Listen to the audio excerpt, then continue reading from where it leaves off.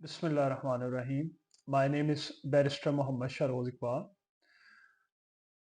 We provide immigration and study abroad consultation. आज की इस वीडियो में हम एक्सप्लेन करेंगे कि जो लोग यूके में यूके स्किल्ड वर्कर वीज़ा पे जा चुके हैं वो अपने बीवी बच्चों को कैसे बुला सकते हैं। अच्छा, मेरे एक्सपीरियंस में चीज़ें आई कि लोगों को नॉलेज ही नहीं है कि अगर वो यूके में यूके स्किल्ड वर्कर वीज़ा पे हैं तो वो अपने स्पाउस को, अपने बीवी बच्चों को एज अ डिपेंडेंट जो है, यानी कि एज अ डिपेंडेंट एप्लीकेशन, बजाय इसके कि वो उनको विजिटर वीज़ा पे बुलाएं, एज अ डिपेंडेंट रूट पे वो उनको यूके में बुला सकते हैं।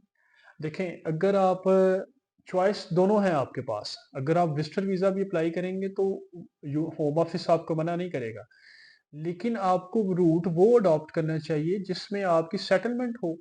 अगर आप विजिटर वीज़ा पे 5 साल की बजाय 10 साल भी गुजार लें तो आप इंडेफिनिट लीव टू रिमेन के लिए एलिजिबल नहीं होते। लेकिन अगर आप अपने बीवी बच्चों को डिपेंडेंट एप्लीकेशंस के थ्रू आप अपने बीवी बच्चों को यूके में बुलाएंगे तो जैसे ही यूके में उस एज अ डिपेंडेंट उनके 5 साल कंप्लीट हो जाएंगे तो वो इंडेफिनिट लीव टू रिमेन के लिए एलिजिबल हो जाएंगे, जिसके बाद वो सिटीजनशिप के लिए एलिजिबल होते हैं। ठीक है। तो होता क्या है कि बहुत सारे कंसल्टेंट को इस चीज़ का नॉलेज ही नहीं है, वो विजिटर वीज़ा अप्लाई कर देते हैं, लोग उधर चले जाते हैं, 5 साल बाद पता चलता है कि आपका तो टाइम ड्यूरेशन ही नहीं अभी तक कंप्लीट हुआ। ठीक है जी। तो टैक्स वगैरह वो उसी तरह ही पे करते रहते हैं। ठीक है। अब आगे आ जाते हैं कि यूके स्किल्ड वर्कर वीज़ा में कौन सी ऐसी कैटेगरी के बंदे हैं जो एज अ डिपेंडेंट अप्लाई नहीं कर सकते अपने बीवी बच्चों को।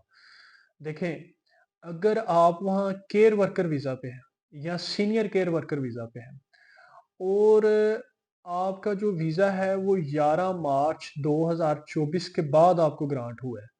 उससे पहले अगर ग्रांट हो गया तो फिर आप बुला सकते हैं अपने बीवी बच्चों को।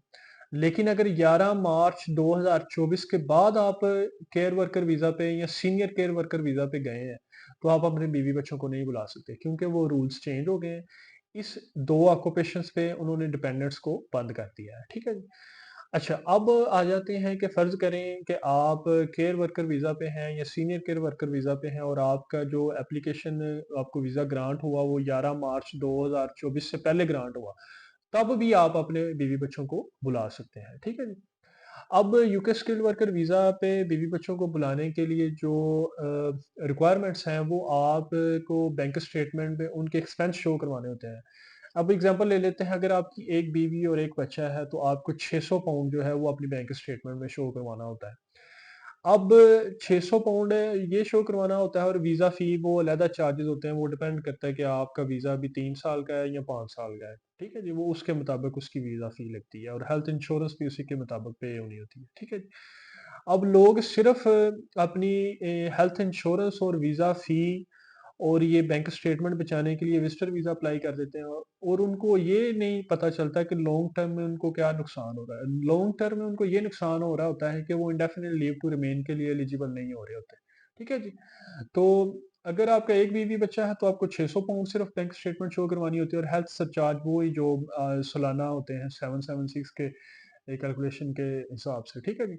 और जो आपकी वीज़ा फ़ी होती है वो भी उसके मुताबिक ही जो स्किल्ड वर्कर वीज़ा की एप्लीकेशन फ़ी चल रही होती है एट द टाइम। ठीक है।